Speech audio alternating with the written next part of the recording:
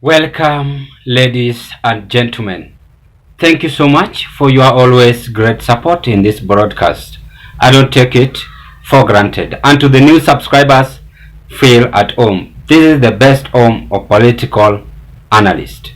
I want to appreciate you so much and may God bless you. Now, back to our political discussion. James Orengo is on Rigathi Gachagwa's neck. And this is whatever Orengo is saying. That Gachagua raided late brother's accounts after London trip, Orengo tells Senate. Orengo furthermore carried on by saying, Senior Counsel James Orengo has defended the push to remove Deputy President Rigathi Gachagua from office, accusing him of regularly obtaining funds from his late brother Rigathi Gachagwa's account. Appearing before the Senate on Wednesday, Orengo expressed doubt about Gachagua executed his brother's W3, which has become the subject of the impeachment case. He claimed that the deputy president raided his brother's account and used the proceeds to acquire prime properties, including the iconic treetops and outspan hotels in Nyeri County. While Gachagua maintains that the most of his wealth came from his inheritance from his brother, Orengo, representing the National Assembly in the impeachment trial, contended that the execution of the will raises suspicions. Orengo pointed out that Gachagua began withdrawing funds from the late Ndiritu's account on the very day the governor died. He detailed that Gachagua traveled to London, where his brother was receiving specialized treatment on Friday, 16th, 2017. The following day, he allegedly got his brother to sign the will. Barely a week later, on February 24th, 2017, when Rigathi Gachagua passed away, Orengo claims Gachagua had already begun to withdraw. So, ladies and gentlemen, I don't want to talk much or to read more on whatever Orengo is saying or had said, because there are things which you know and you are aware of, that Rigathi Gachagua is now being accused on overriding his brother's account with no reason. And Orengo is carrying on by saying that Rigathi Gachagua had that advantage, or he took the advantage of raiding his brother's account when the late Governor Rigathi Gachagua was sick in the hospital in London. Allow me to dig deep into this. Why do you think Orengo is now bringing this storm to Rigathi Gachagwa's impeachment motion? Before I carry on, ladies and gentlemen, what you must know and understand that in politics, anything can happen. Politics is always well planned, well drafted, and well plotted for any politician to achieve whatever he or she wants. The truth of the matter, even if Rigathi Gachagua might escape the wrath from the Senate, but Rigathi is the only man in this world today regretting why he was born and joined political arena.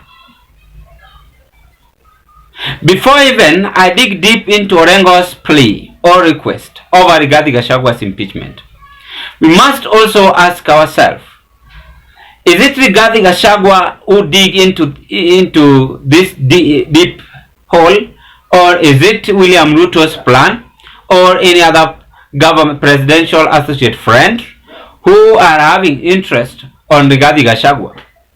With me personally, I believe that it is Rigathi Gachagua who had dug his hole, and he did a very, very wrong mistake by joining Kenya Kwanza administration, number one, without forming his own political party.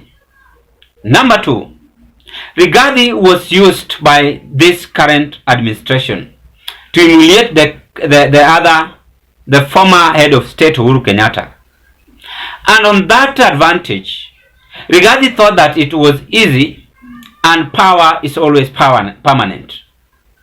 He didn't know that even if he traveled to London, or even if he flew to London to take his brother's account by force, as Orengo is saying,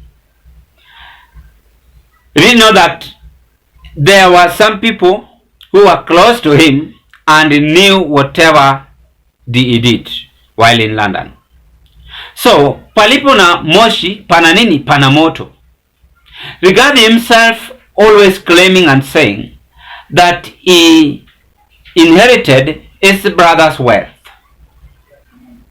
Talking too much always leads into incorporation. And that is what Rigathi Gachagua did. So I am confirming to you that Rigathi Gachagua is the one who did this whole by himself. And if he is not serious, or if he is not keen, he is going to bury himself in this hole. As Orengo is saying, and Orengo is exposing Rigathi Gachagua's wealth on how he acquired. It means that Rigathi raided. It was not something which was acquired, according to Orengo. They have now twisted it and saying that Rigathi did not acquire the wealth, but he raided the wealth from his late brother Nderetu Gachagua. If Rigathi could have held his tongue, then the country could have not been aware on how Rigathi acquired his wealth. But because he mentioned himself and called himself as a truthful man, all these factors have enabled Rigathi Gachagua to have no peace, as leaked details are still going to emerge, and Rigathi has officially embarrassed himself in other ways. As we are waiting for the Senate, whatever Orengo have said will never be deleted in Kenyans' mentality. And Kenyans are now confirming to Rigathi Gachagua that Rigathi Gachagua is not a leader. He is a man if given a chance, is going to raid our money. He didn't have that sympathy to even listen to his late brother Nderetu Gachagua, and ended up raiding his bank account. That is what Orengo have said, not me. Ladies and gentlemen, do you still trust Rigathi Gachagua? And I don't want to dwell much on Rigathi Gachagua today, because this habit is not only Rigathi Gachagua. We have several politicians who are doing it chini ya maji, but they never speak or they are never mouthy as Rigathi. So you must be curious and we must learn the mistake we are doing. And I want to urge our leaders that please remember the position you have been given. You have been appointed or selected to serve the people in the Republic of Kenya. There is no article having a determination or acquiring you to torment Kenyans' mentality. Ladies and gentlemen, drop your opinion at the comment section below. I wish you all the best. Thank you and bye bye.